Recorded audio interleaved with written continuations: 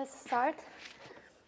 So last session, we mainly covered basics of association rule mining. In terms of the basic concepts, we talked about the support and confidence. So in general, like the main goal of association rule is to find out what are the most frequent items together, like appearing together in a transaction, let's say. So finding interesting co-occurring items in a given data set. So for example, if you have a database, transaction database, for example, with several items, some of these items may appear more frequently. For example, you may have, I don't know, milk 100 times versus chocolate only, for example, twice.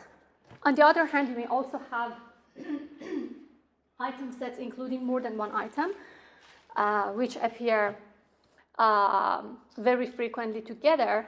That's combinations of items. For example, let's say bread and butter.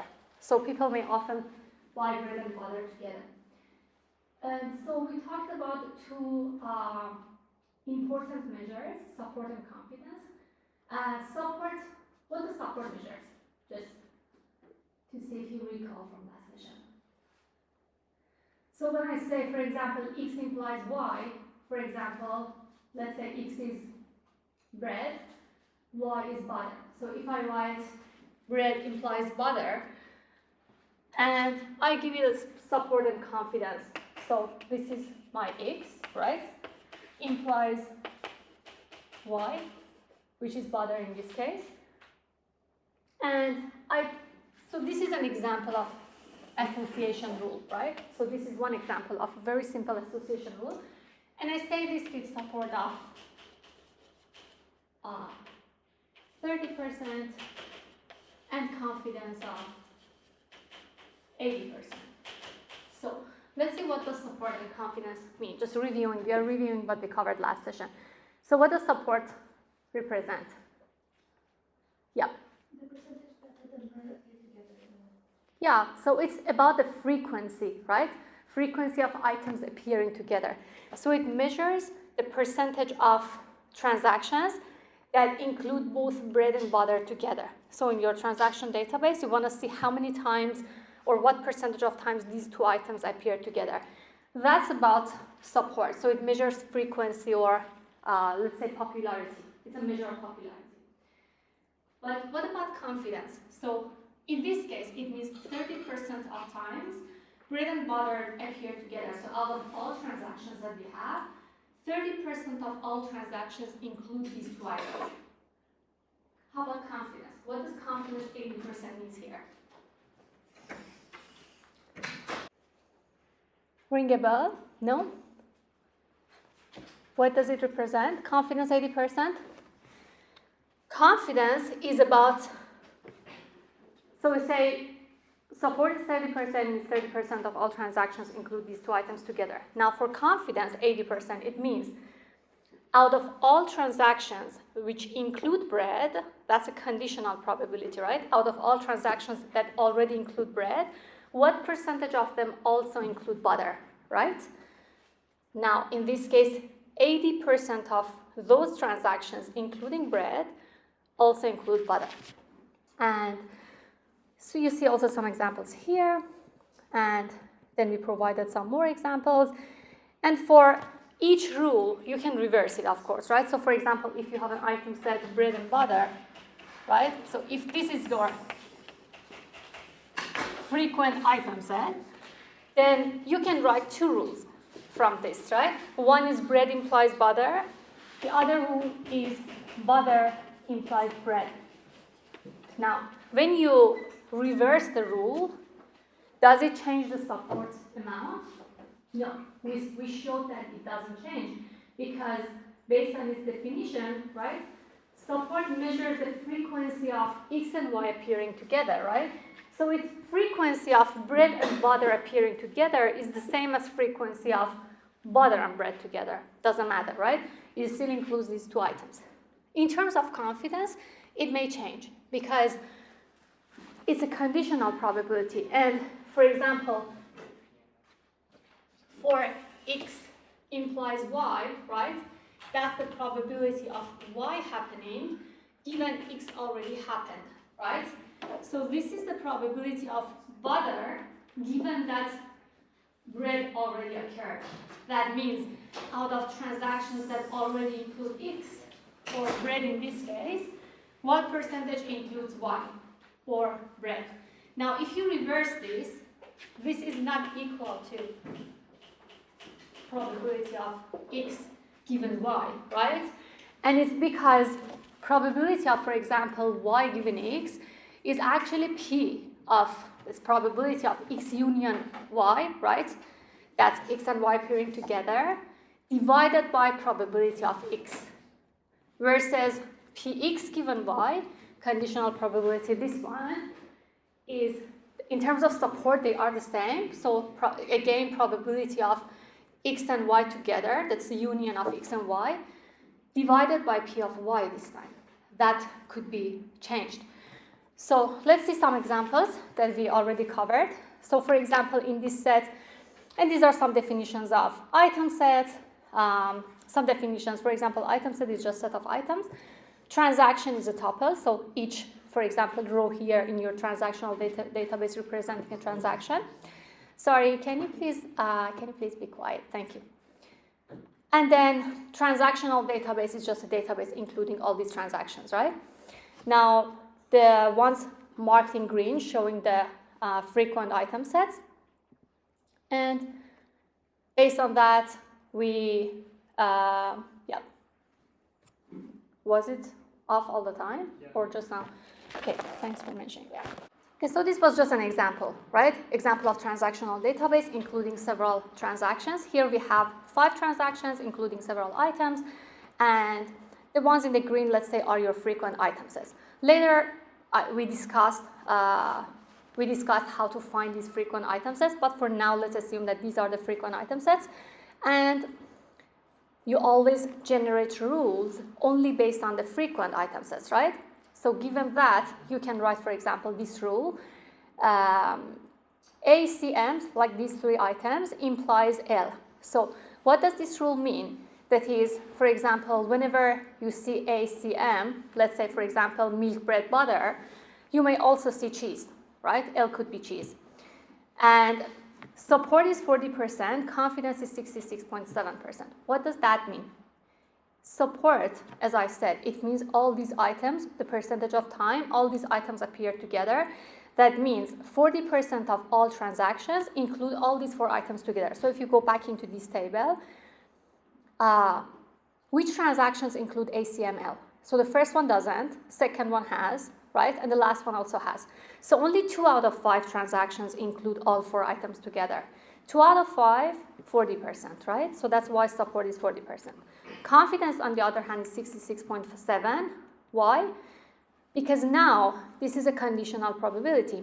Probability of L, right, occurring, given that ACM already happened. So now, we don't look at all transactions, all 5 transactions. We only consider the transactions that have already ACM, which are transaction 1, 2, and last one, right? So out of these 3 transactions, what percentage of these 3 transactions include also L? Only 2 of them. So 2 out of 3, and therefore confidence is 66.7%.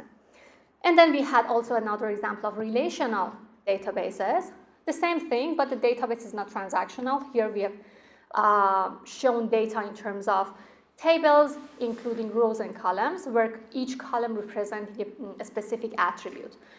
And then each row is actually one set of attribute and value pair. For example, outlook sunny, temperature hot, humidity high, and so on. Now, an example association rule here was, for example, if outlook is sunny and let's say temperature hot, then it implies that play tennis is no. Important note here is that we are not claiming any causality here. So it is just a pattern. So we infer this pattern in the data, and it's different from causalities. So in this case, support is 14%, confidence 100%. How did we measure these numbers? Anyone has any idea why support is 14%? Hello? Yep. There are 2 out of 14 cases. So support says if you consider this part as x and this part as y, right? It says x and y happening together. That is, each record that outlook is sunny, temperature is hot, and play tennis is no. There are only 2 records, right? Only 2 records that have these, like these 2. Day 1, day 1 and day 2, these 2 rows. And out of 14, so 2 out of 14 is 14%. Confidence is 100%. Why? Because now for confidence we say out of those records that outlook is sunny and temperature is hot, what percentage play tennis is no? So both of them. So whenever outlook is sunny and temperature is hot, play tennis is no. So they are both representing the same class label, and therefore confidence is 100%. And here was just everything we mentioned in terms of mathematical definition, right?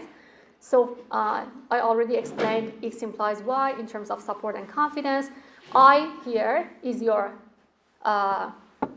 original set, right, including many items.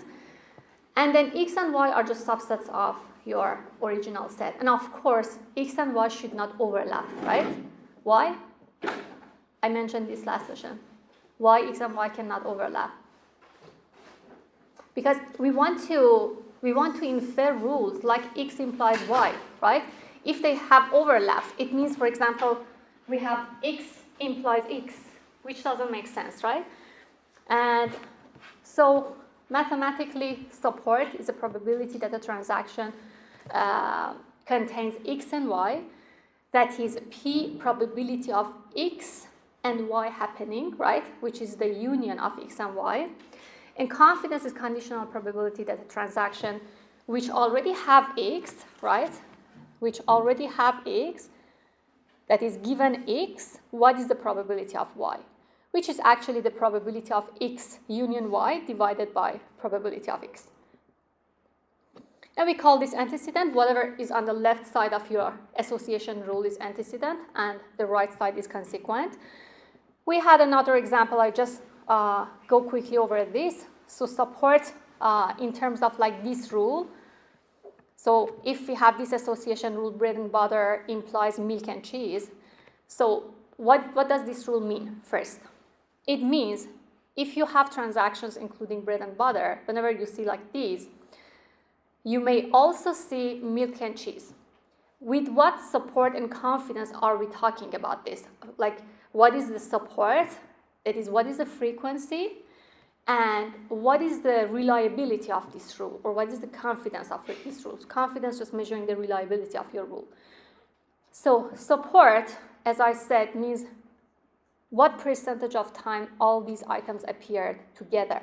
So if you look at your transactions, you see that out of 6 transactions, there are only 2 transactions where all of these happen together, right? So the first one has bread, butter, milk, cheese, right?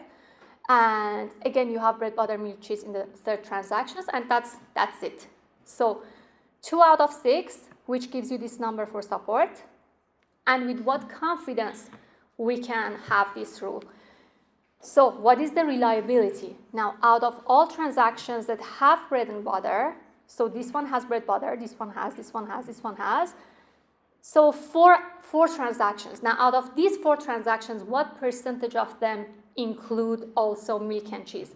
So now we have to look at these 4 transactions, see which one has milk and cheese. Only 2 out of 4, so confidence is 50%. This was another example. Again, the same way we found support and confidence for each of these. The main point in this slide is that when you reverse a rule, for example, A implies C versus C implies A, they have the same support. And that's because support measures the frequency of these items appearing together. So the percentage of times A and C appear together is the same as C and A appear, right? They are the same items. And then the confidence may change because it's a conditional probability. In this case, it's probability of A and C given that A is happened, right? This time it's probability of A and C given that C happened. So this is P of C given A. This one is P of A, probability of A given C. That is, if C already happened, what are the chances that you also see A? Now for the first one, the confidence of the first one, how many transactions include A? 3 transactions. Out of those 3 transactions, how many of them also include C? 2, right? 2 out of 3, which gives you this number. Now, the second one, as you see, the confidence has changed because this time you say, okay, out of all transactions including C, right, which are only these 2 transactions, what percentage also include A? Both. So it's 100%. So it's 100%. The same thing here. Out of all transactions including A and C, what percentage include B? Now, only 2 transactions include A and C. What percentage also include B? The first one. So it's 50% for this one, and 0% for the last one because we do not have actually any transactions including A, B, and E. So we can also conclude that if support is 0, right, confidence should be 0 as well. And we already had like these questions, and then I talked about minimum support or at the support threshold and confidence threshold, and these are to identify, to better identify, for example, which items you want to keep, right? So you want to see, you may infer many rules from your transaction database or like in general your database, right? But not all of those rules are interesting for us. We want to keep those rules that have enough frequency and enough reliability. That means the rules that meet the minimum support threshold, right? Which means they are frequent enough. And also they should meet the minimum threshold, minimum confidence threshold, which means they are reliable enough. So we want to remove or just skip the rules that are infrequent or very rare or not reliable. That's why we have these thresholds. So strong rules are those rules that meet both of these conditions. K item set referring to items that containing K items, support count, and then we discussed this, so I'm not going through all these definitions again. And here was just one example. For example, in a data set with 1,000 transactions, where minimum support is 5%, and this is given to you in your assignment or your exam, right? So I give you what is the minimum support or minimum confidence. Now, if minimum support threshold is 5%, it means that minimum support count, right, in this data set is 5% multiplied by 1,000. What does it mean? It means that in order for an item set to consider as frequent in this data set, including 1,000 transaction, it should appear at least 50 times in 50 transactions, right? This is the minimum frequency that you would expect. Any item set appearing less than 50 times, then they are not frequent based on this threshold. So if I change the threshold, I don't know, to 10%, right? If I say minimum support threshold is 10%, then here you have 10% of 1,000, right? Which is 100.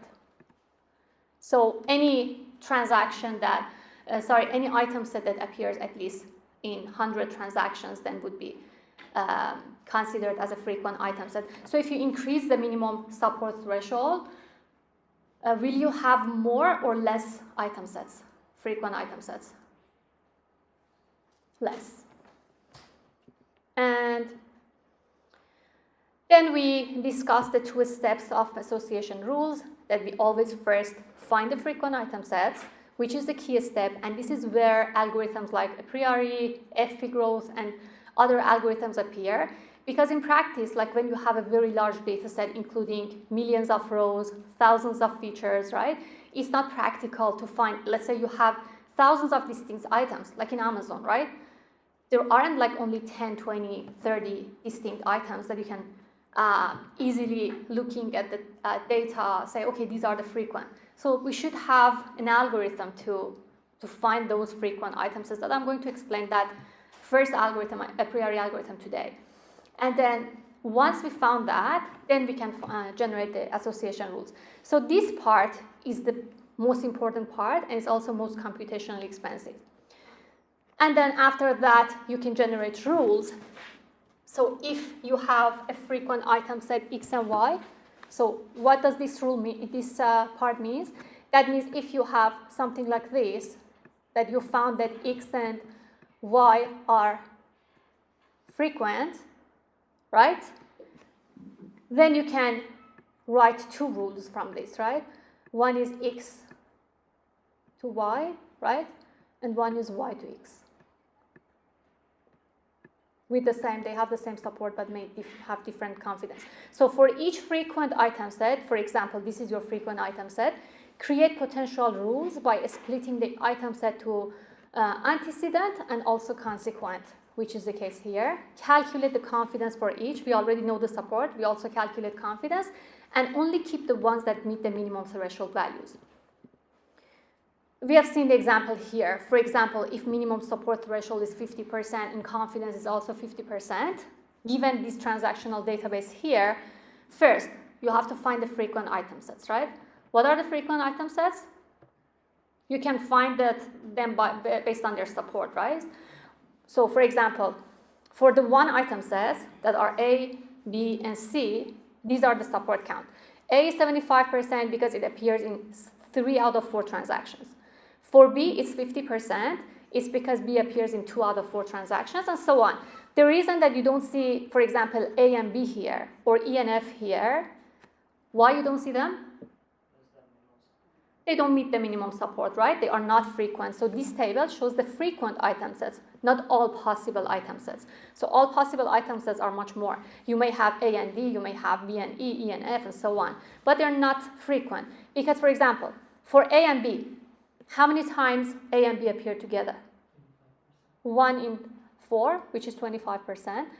The same for the others. And since the minimum support threshold is 50%, we are not allowed to put any item set here as frequent item set if they not meet this minimum.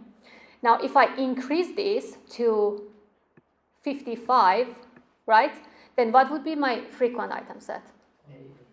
Only this one, right? So depending on this, then it may change. Now that we created the frequent item set, we can generate rules. And then for each rule, we find the confidence, right? In order to see which ones are the strong rules. So again, based on your frequent item set, you may infer several rules, but not all of them are interesting. We are only interested in the ones that meet the minimum confidence threshold. So for example, we can have the rule, so forget about these ones that have only one, because you cannot infer any rule from them, right? But for example, from AC, you can write A implies C or C implies A, right? And let's see what are the support and confidence here. For A and C, we already calculated, right? Support is 50%, confidence is 2 out of 3, because out of 3 that have A, only 2 have C. And here is 100% because out of 2 transactions, including C, both of them have also A. So confidence is 100%. And then this was another example. Again here, assuming that minimum support is 50%, minimum confidence is 70%, we created this frequent item set table. So this doesn't include all the combinations of 1 item set, 2 item sets, and so on, but only the ones that meet the minimum support threshold. So what are the 1 item sets? All the distinct items. For example, milk, bread, butter, right? And so on. Now, the reason we see all 3 here is because they all meet the minimum support threshold. For example, milk appears in 4 transactions out of 6, which gives you 67%, and meets the minimum support, right? So this can be here. Similarly, bread and butter. For other combinations, like for example, milk and bread, milk and butter, again, the same thing. The reason you cannot see milk, bread, and butter in this table is what? Don't meet the support threshold. What is the support of this? 1 out of 6, which is less than 50%, right? Now, okay, now that we have this, the second step in our algorithm, so the first step of the algorithm, we said that it's finding the frequent item set. The second step is to create the rules, right? Generate the rules. So now, how can we generate these rules? Forget about these, right? Now, for example, for milk and bread, you can write milk implies bread or bread implies milk, okay? But we want to see which ones are strong. So for example, milk implies bread. What is the confidence? We know the support. Support is 50%, right?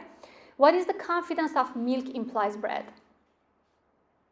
It means out of all transactions including milk, what percentage include bread? So 4 transactions, 1, 2, 3, 4 transactions include milk.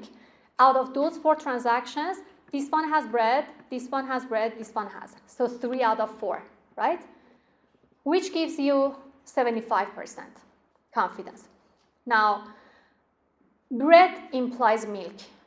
Let's say we have bread implies milk. I didn't write it here because it's not a strong rule, but in practice you have to check all of them, right? So when you have milk and bread, you have to check milk implies bread, also bread implies milk. Now for bread implies milk, what is the confidence? For bread implies milk, you have to check all transactions including bread. Now 1, 2, 3, 4, 5 transactions including bread, right? Out of these 5 transactions including bread, what percentage of them? How many include milk? So these 3. So 3 out of 5. 3 out of 5 is 60 something, right? Is less than 70%. That's why we didn't write bread implies milk here. Okay? Now milk implies butter. So from this one, we can also create 2 rules, right? Milk implies butter or butter implies milk, right? Now we keep milk implies butter because the confidence is 75%. We do not write butter implies milk, and the reason is because it's not strong. So out of all transactions including butter, which are 1, 2, 3, 4, 5, how many of them include milk? Again, 3. 3 out of 5 is less than 70%, so we don't include them. Now, if we continue the same way, I highlighted the strongest rules. So all these 4 rules are strong. That's why we write them. But out of these, the strongest one are these 2 rules with confidence of 80%. And then we mentioned that, like in practice, this stage 1, in real-world data sets, it's very computationally expensive. You cannot just do it manually, right? There should be some algorithms to find these frequent item sets for you. You cannot go okay, let's say you have 100 distinct items. Then you have to go 100 times only for one item set, and then go all combinations for the second one, which is exponentially increasing, so not possible. We cover a priori and FP growth in this course.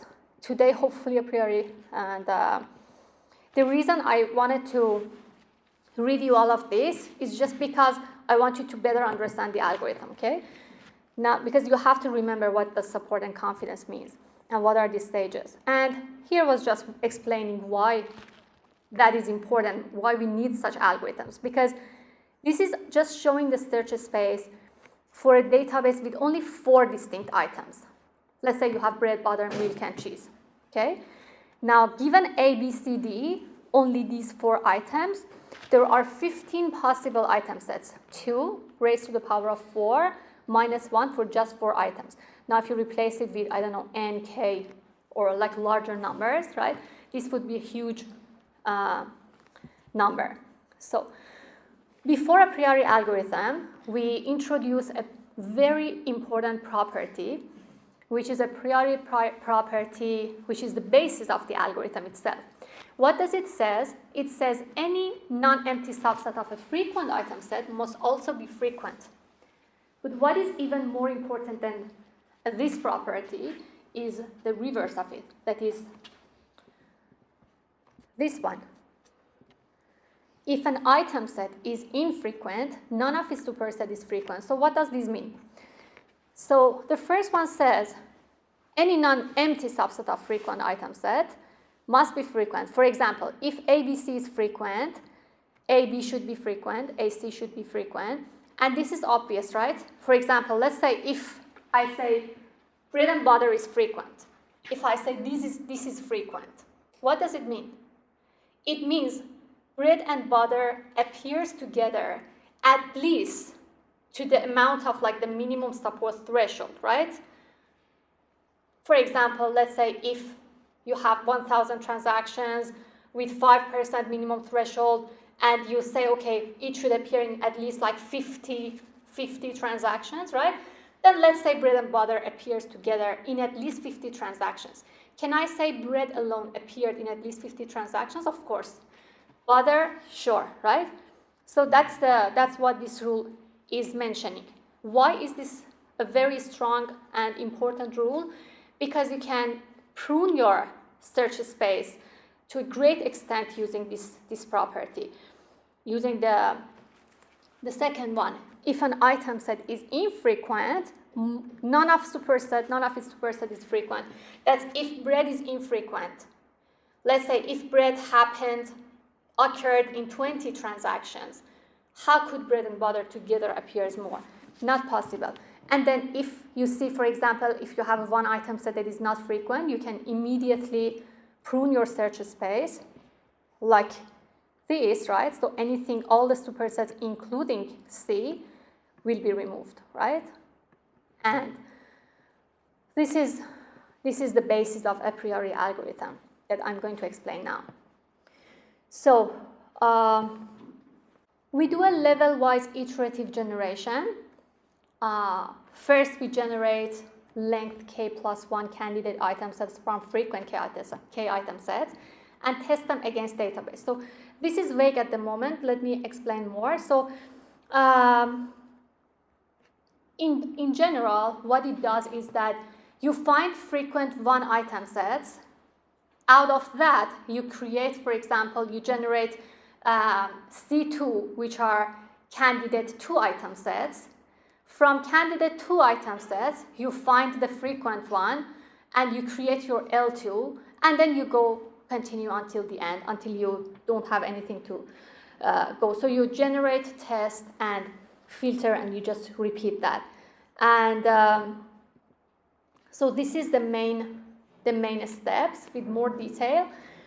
Let's say CK is a set of candidate item sets of size K, and LK is a set of frequent item set of size K. So L is actually your frequent item set, okay? And you start from K1, you generate L1, of course, frequent one item sets, the same thing that we did in an example with the milk and bread and butter, right? So we started with milk, bread, butter, and so on. So that was our first L1. Repeat until LK is empty. So these are the steps that we repeat in this algorithm. So once we generate L1, we can generate C2 from L1. What is C2? These are candidate item sets that we create from this. That is, let's say we have, let me go back here. Okay, so we have milk here, right? These are one item set. At this point, L is 1, right?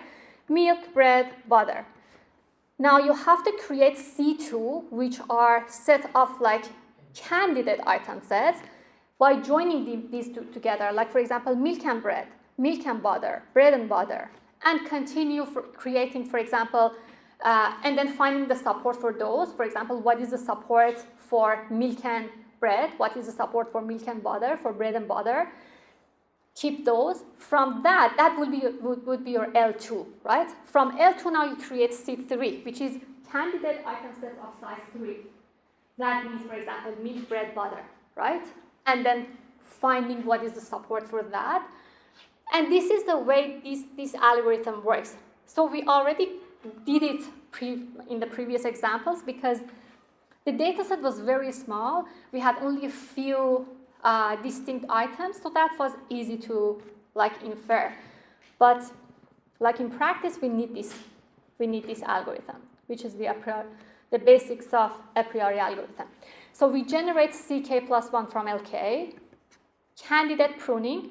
We prune candidate item sets in CK plus 1. For example, when you create bread and butter from one item sets, which are bread, butter, right? You have to prune those containing subsets of length k that are infrequent. So if there is any infrequent, and this is the core part of a priori.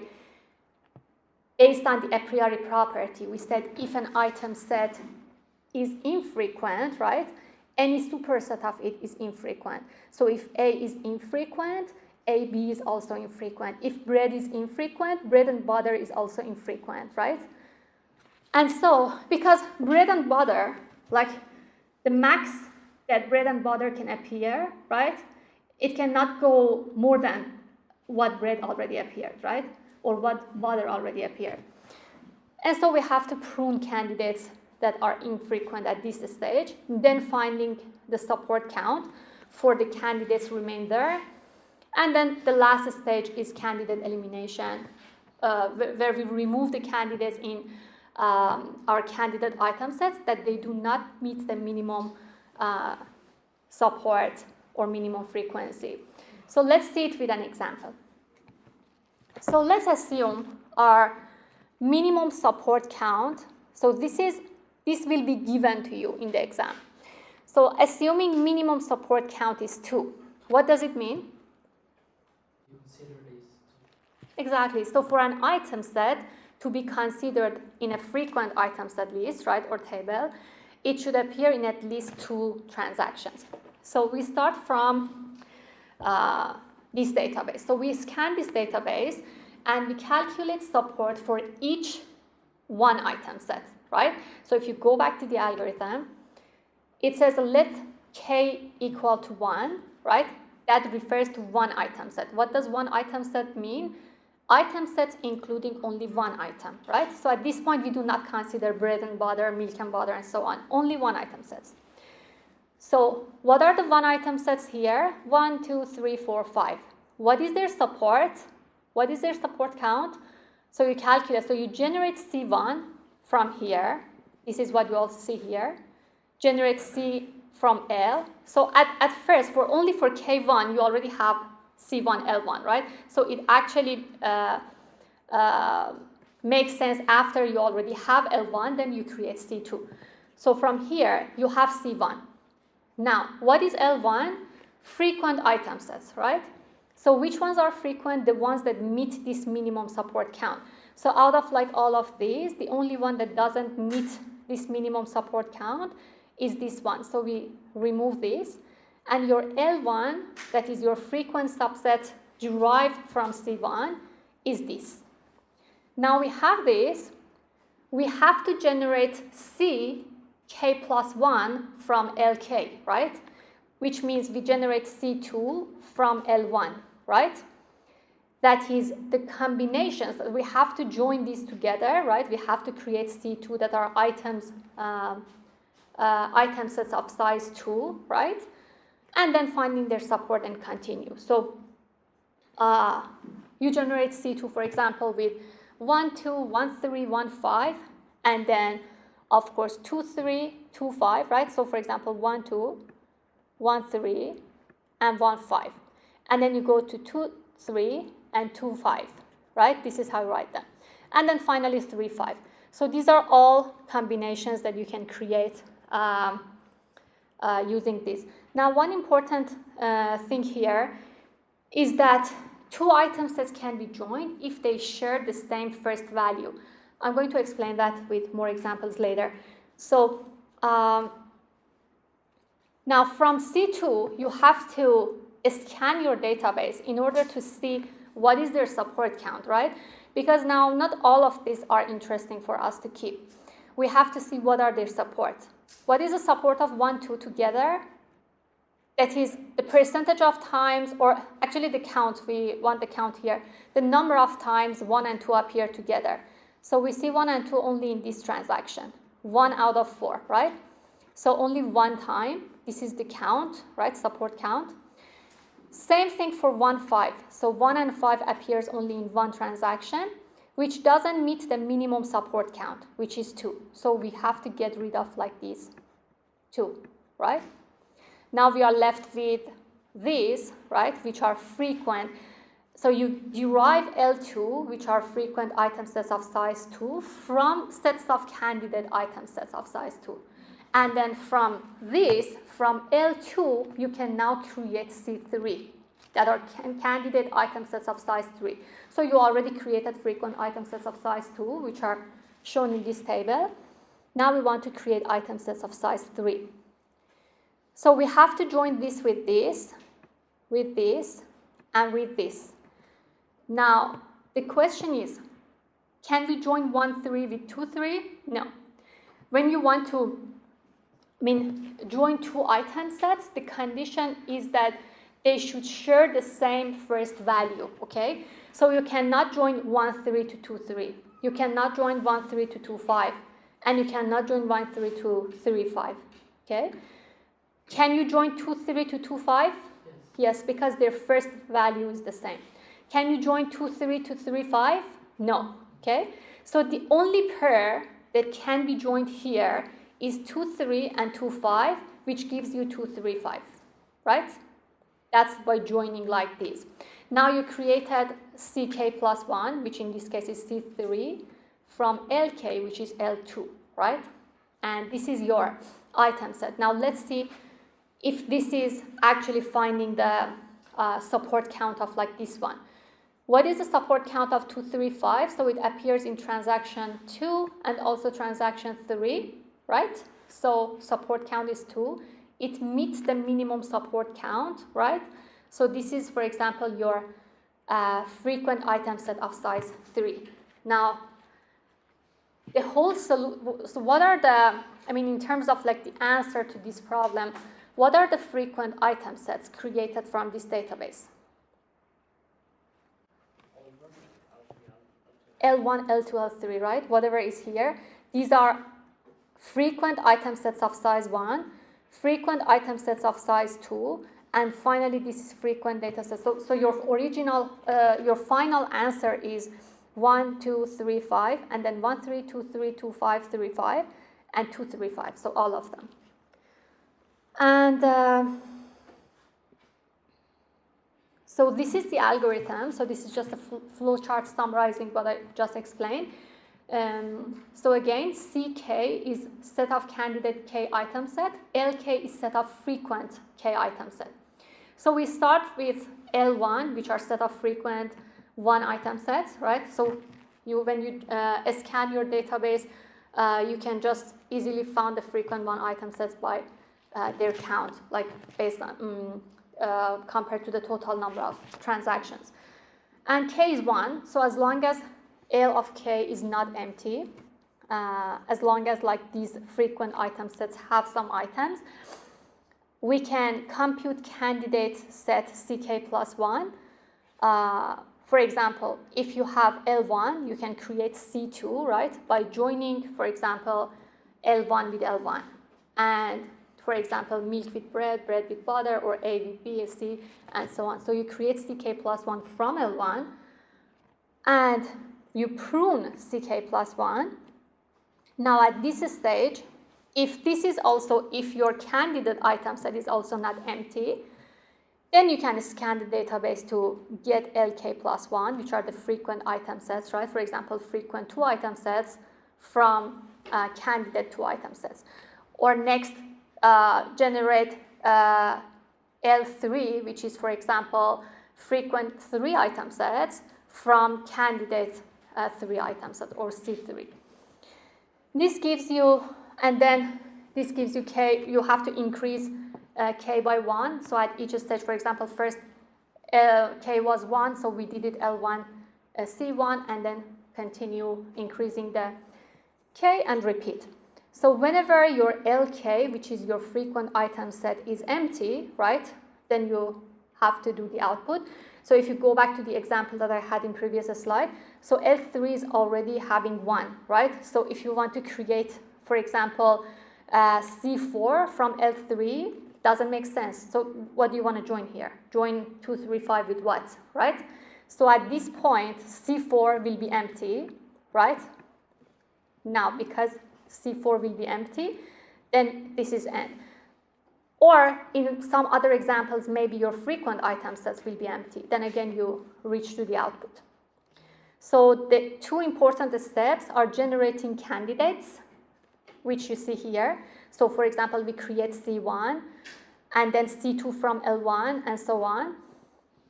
And then the second step is counting support of candidates by scanning the database, just to make sure which ones are frequent item sets. Is this clear?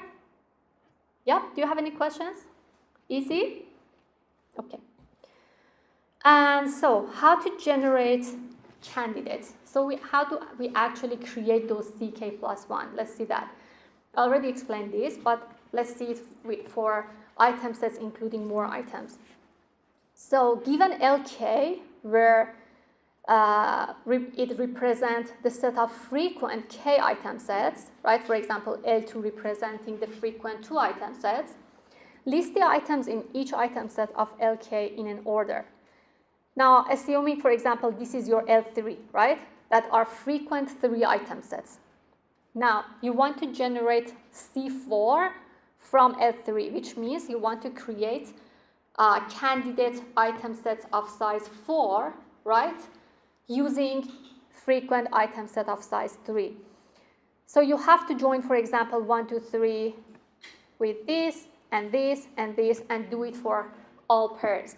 But it is not possible to join all of them. As I said, for example, when you wanted to join, for example, for the 2 item set, we said that their first value should be the same.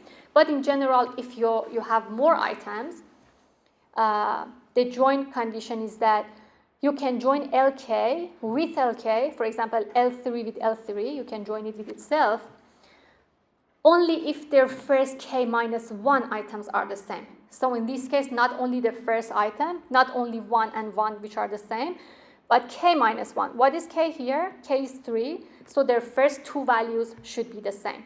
So which ones can you join here? Can I join 1, 2, 3 with 1, 2, 4? Yes, their 2 first values are same. This starts with 1, 2, this also starts with 1, 2. Can I join 1, 2, 3 with 1, 3, 4? No. Can I join 1, 2, 3 with 1, 3, 5? No. Which ones can I join actually? First 2 and second 2, right? Because their first 2 values are the same. So if you see like this starts with 1, 2, this also starts with 1, 2. Same thing here. So also here, this one starts with 1, 3, and this is also start with 1, 3. So they could also be joined. We have nothing to be able to join with 2, 3, 4 here. So this is what is written here. So your C4 or candidate 4 item sets will be like these 2 numbers. But do we want to keep both? So these are only candidate item sets, right? Not the frequent ones. So in order to see which ones are frequent, right, you have to do the pruning step. So removing all candidates in C4, right, that have a non-frequent subset by checking all lengths. So this is where actually a priori property comes in, right? So you have 1, 2, 3, 4, 1, 3, 4, 5. These are the two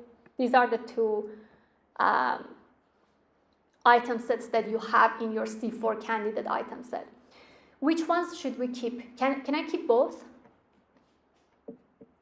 Think about a priori property. A priori property says if an item set is non-frequent, right? For example, if A is infrequent, its supersets cannot be frequent as well, right?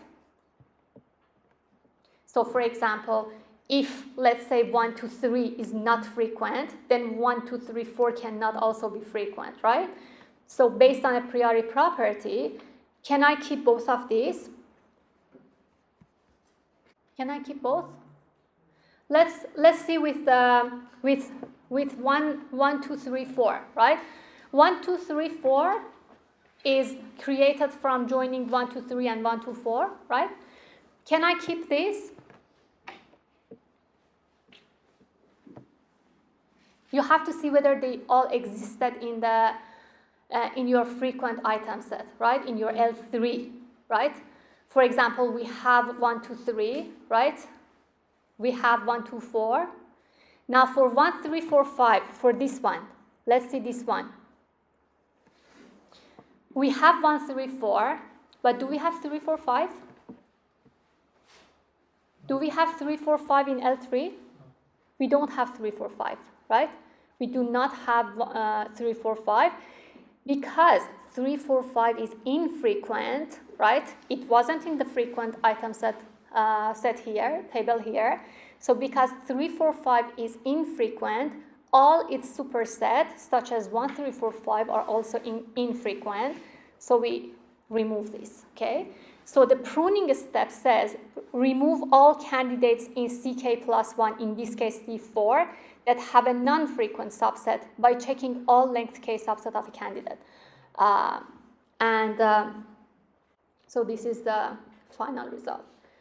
So let's just practice with this to make sure you understand. Example of candidate generation. Now, let's say we have L4. What does L4 represent?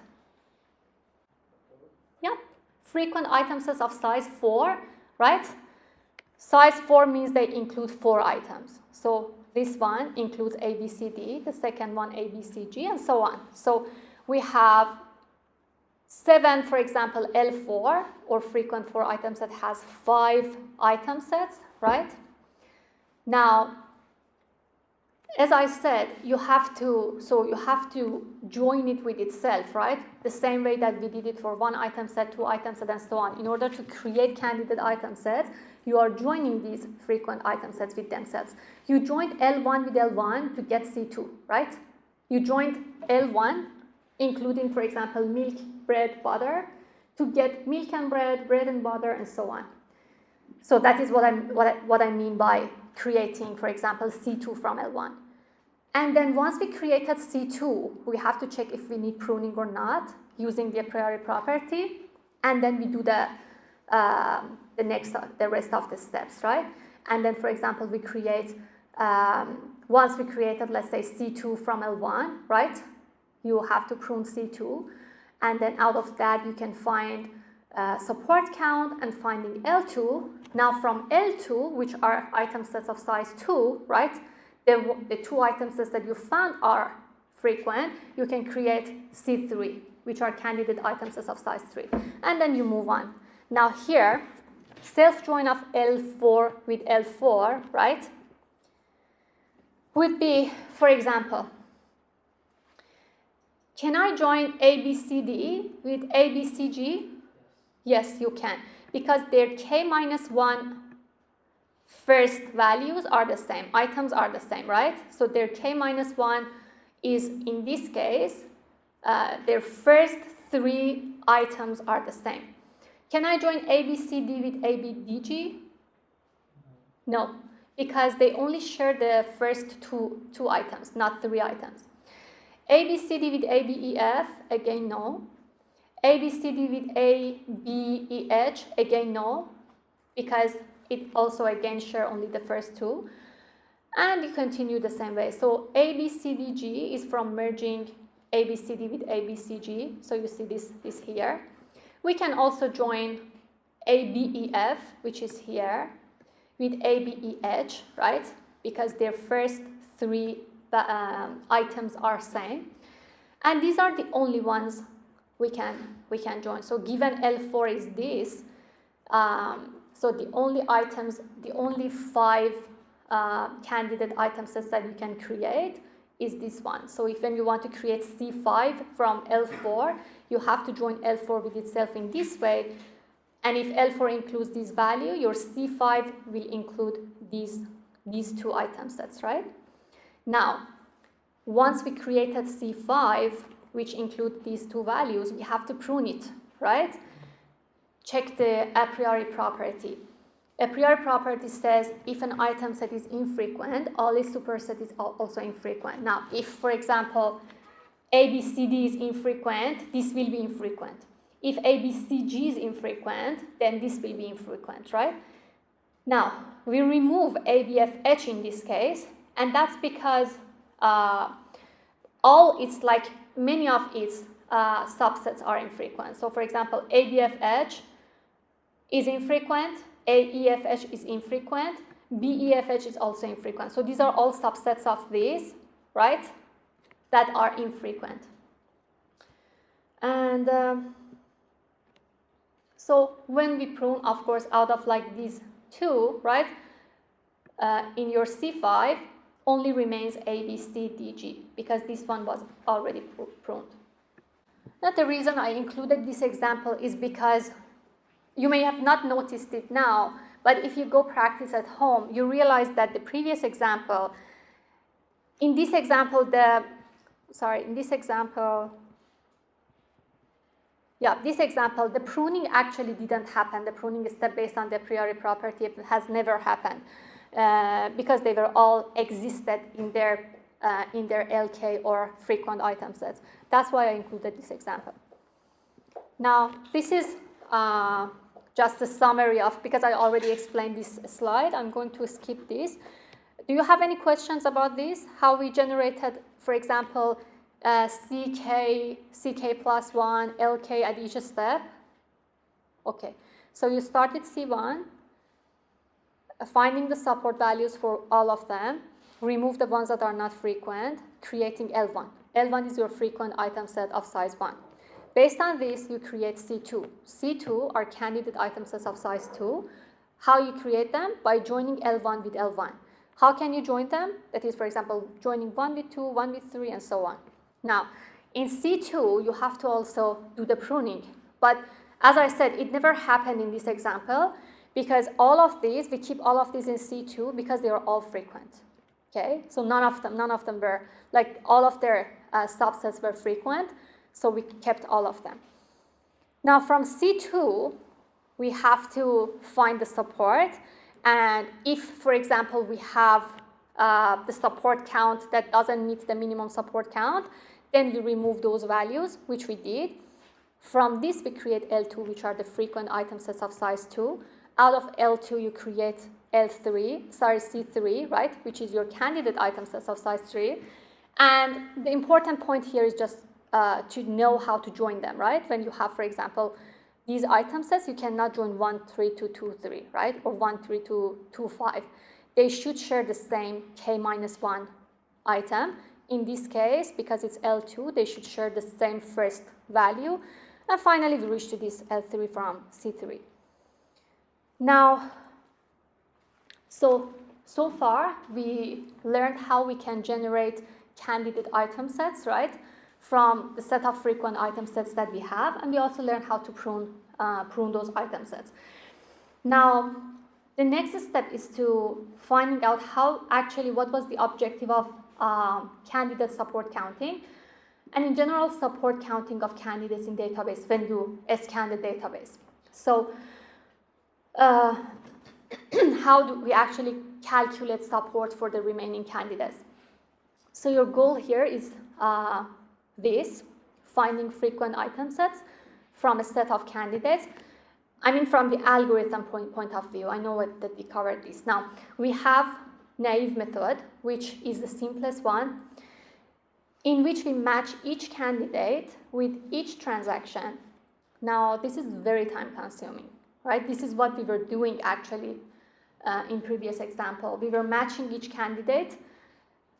All those steps that I wrote, scan DB, right?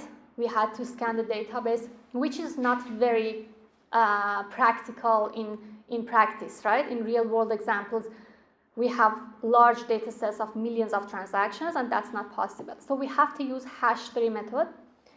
So with hash-tree method, what it says that for each key, for every transaction that you have in your database, you check every candidate item set. So, and then see whether the candidate is actually contained in that transaction. There are some definitions here, for example, hash tree or hash function, leaf node, that I'm going to explain with an example. So leaf node of hash tree contain a list of candidates and their counts. So it represents which item sets we have in our candidate item sets, and then interior nodes just representing a hash function. So this hash function just is reducing the search space for you. It just helps you reduce the number of scans that you have to do. Instead of scanning and matching each item set with the actual transactions in your actual database, now you have a hash function that is helping you to understand which ones you want to keep. And you will better understand it with an example. So using a subset function to find all candidates contained in a transaction. So here, the main idea is just to reducing the number of comparisons or number of scans that you do with your original database, right? Reducing number of comparisons, storing the candidate items in a hash structure, which is shown here. Sorry. Instead of matching each transaction against every candidate, which was the naive method that we did in the previous example, we match it against candidates contained in the hashed buckets. So, for example, let's say you have like these transactions including like these items. Instead of like when you create your candidate item sets, instead of matching every single item set with your like all your transactions, you actually reduce them by using this hash function that I'm going to show actually how it works. So let's say this will be very clear with this example. Let's say you have 15 candidate item sets of size 3, right? Which means they have 3 items. So we have 15 candidates. And we need a hash function. So this is given in the question. So the question will give you this. Will also give you this. And we will also give you maximum leaf size, okay? So maximum leaf size is telling you how many candidate item sets you're allowed to live in that leaf, okay? So for example, each leaf, how many candidate item sets are allowed to go in each leaf? That's the maximum leaf size. And it's often a predefined parameter that I'm going to give you. So here, for instance, I'm going to explain it, like provide an overall high-level description in this slide, and then later, like here, I'm going to explain it step by step. Okay, so if things are still a little bit vague, it's okay. So, like generally, the numbers, like this tree that you see here, the way that we distribute these numbers is that you have set of like candidate item sets, right? For example, 1, 4, 5. You start with the first value, right? For example, 1, 4, 5, based on the hash function, it says number 1 for item 1, 4, 7. So if any of like these items match either 1 or 4 or 7, they go to the left branch. Now, if they match 2 or 5 or 8, they go to the middle branch. And if they match 3, 6, and 9, they go into the right branch. So based on that, if you see here, we have 1, 4, 5 in the left branch. Why is that? Because here we started with 1, right, at level 1. So we're talking level 1, which is the first item. Now 1 is here, right? Goes to the left branch. Now, for example, this number, 2, 3, 4, and the same thing for other numbers. For example, 1, 2, 4 goes to the left branch, right? So when you want to write all these numbers, this goes to the left branch, this goes to the left branch, right? So you compare their first item, right? This is at level 1. At level 1, you compare their first item with the hash function. And the hash function is guiding you in which split in the tree they go, right? What is this one? Where does this one go? Left side, right? Left side. So if you see this one, they are all on the left side, okay? And then 1, 2, 5, as I said, I'm going to explain step by step next, but this is just the overall overview. Again, this one means 1 to 5 should be on the left side, right? And I mean like in this greater sub-branch, okay? So they are all in the left side. 4, 5, 8, again is here, right? Because it starts with 4, so this is also left, right? This is also left. 1, 5, 9, again left. 1, 6, 3 is also left. How about 2, 3, 4? Where should this one go? Based on the hash function. Middle, right? So it goes to the middle branch. Where should 5, 6, 7 go? Middle again, right? Where should 3, 4, 5 go? Right. So that's why on the right, you see all these numbers, right? And the ones that are in the middle, like, and this is the middle ones, only these two. And all of these, like starting with 3 or 6, right? We don't have anything to start with 9 here, but that's fine. But all of these also go to the right, right? So these all go to the right branch. Now, so at first, when you are creating them, so your first step doesn't look actually like this. It's like this. You do 1, 4, 5, 1, 2, 4, 1, 2, 5, and 4, 5, 7, and 4, 5, 8, 1, 5, 9, right? 1, 3, 6. So all starting with either 1 or 4, right? Or 7. They all go to this branch. Now in the middle we only have 2, 3, 4, right? And 5, 6, 7. Only this because they start with this. So this is your level 1, comparing only the first item with your hash function. And then on this side we have everything starting with either 3, 6, 9, right? Which are this,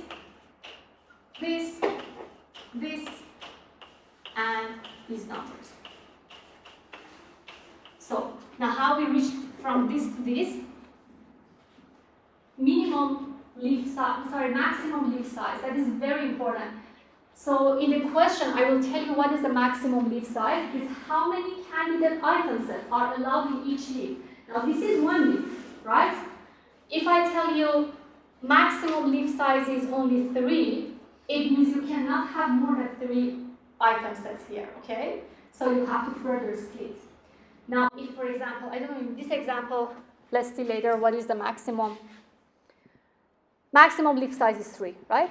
So if maximum size is 3, this branch is fine, right? Because it has, so this is one leaf. This leaf includes these 2 item sets. So these are the candidate item sets here.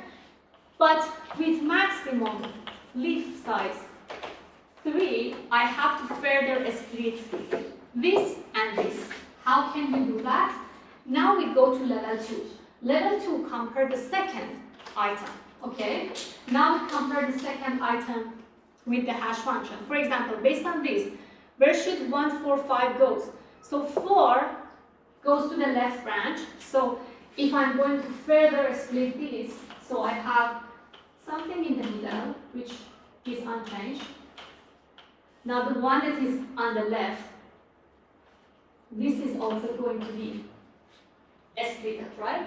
Now, for example, 1, 4, 5 goes to left, and it's because at this point, now we compare the second value, right? Second item, according to match function, is 4, so should go to the left. What about 1, 2, 4? Middle, right? Because the second item is 2, so 1, 2, 4 goes here. Same for 1, 2, 5, for 4, 5, 7, 4, 5, 8. So they all, their second item, they all are either 2 or 5. And same for 1, 5, 9, right? They all have either 2 or 5. So based on the hash function, they go in the middle. And then here, for example, if we have 3, 6, 9, anything with 3, 6, 9, only 1, 3, 6, right, goes here. Now, what is maximum leaf size? 3. So I am not allowed to keep this as it is because it has more than 3 items, so I have to further split and go to level 3, right? Now, it means I still have to split it from here, right? Now, you have to see where each of them go based on their third value. For example, 1, 4, 5 already went here in the previous level. For example, for 1, 2, 4, the third item is 4, so goes to the left branch, right? 1, 2, 4. Same thing for 4, 5, 7, because of their third item, right? And then in the middle, you have 1, 2, 5, 4, 5, 8, because their third value is 5 or 8 based on hash function goes into middle, and then this part has only 1, 5, 9. Same thing happening in this branch, so you do the same. And